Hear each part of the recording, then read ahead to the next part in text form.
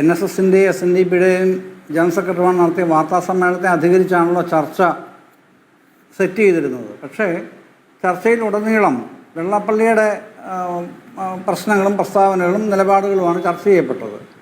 അതേപോലെ തന്നെ സുകുമാരൻ നായർ പറഞ്ഞ ചില ഒട്ടനവധി കാര്യങ്ങളുണ്ട്. ഇപ്പോൾ ജിൻഡോ ചൂണ്ടിക്കാണിച്ച വിജയങ്ങളുണ്ടല്ലോ, പാർലമെൻറ്റ് തെരഞ്ഞെടുപ്പ്, അതിനുശേഷം ഇപ്പോൾ വന്നിട്ടുള്ള തദ്ദേശ തെരഞ്ഞെടുപ്പ്, അതിനെയൊക്കെ അധികരിച്ച് സുകുമാരൻ നായർ പറഞ്ഞിട്ടുണ്ട്, വ്യക്തമായ നിലപാട് പറഞ്ഞിട്ടുണ്ട്. അത് ചർച്ച ചെയ്തോ നിങ്ങൾ? ചർച്ച ചെയ്യാൻ ഇവിടെ ആർക്കെങ്കിലും താല്പര്യമുണ്ടായോ? ഇല്ലല്ലോ. വെള്ളാപ്പള്ളി പറഞ്ഞത് മാത്രം അത് ചർച്ച ചെയ്യരുതെന്നല്ല ഞാൻ പറയുന്നത്. അത് ചർച്ച മുഴുവൻ വൺ സൈഡഡ് ആയല്ലോ, ആയില്ലേ? അപ്പോൾ ഇപ്പോൾ ഏറ്റവും ഒടുവിൽ വിദ്യാസാഗർ പറയുകയാണ് സ്കൂളിൻ്റെ കാര്യം. ഏതാണ്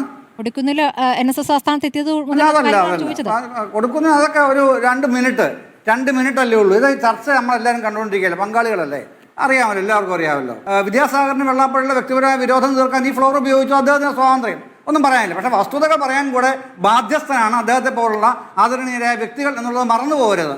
അതാണ് പ്രശ്നം. പിന്നെ സജി ചെറിയാൻ്റെ കാര്യമാണല്ലോ താങ്കൾ ചോദിച്ചത്. അത് സജി ചെറിയാനോട് തന്നെ ചോദിച്ചാൽ മതി. വിശദീകരണം അദ്ദേഹം തന്നെ തരാൻ ഏറ്റവും പ്രാപ്തനാണ്.